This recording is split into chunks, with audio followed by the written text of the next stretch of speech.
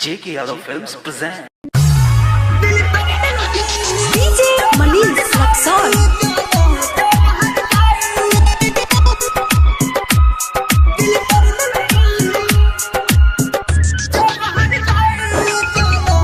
JK Yadav Films.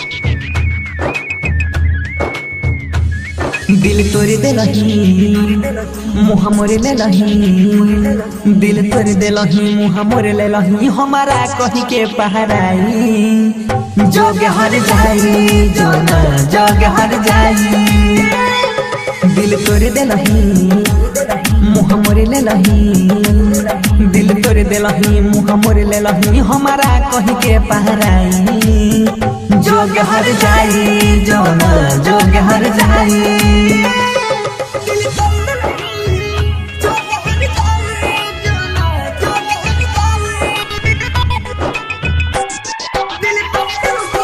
DJ Manish Luxor. JK Yadav Films.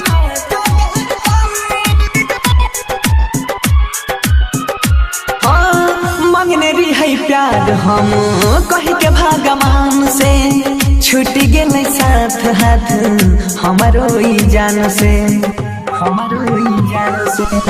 मांगने रही है प्यार हम कह के भगवान से छूट गए साथ हाथ हमारो जान से दिल रोही गे नहीं सब खोई गे नहीं दिल रोई गए सब खोई गए जब भेलै ओकर विदाई जोग हर जाई जो ना जोग हर जाई DJ Manish Luxor.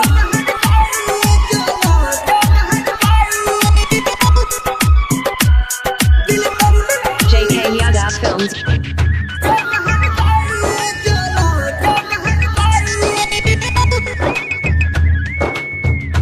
हाँ संग में जिया मरई के क्रिया तू खैले बीच रोहिया में जान छोरी चल गईले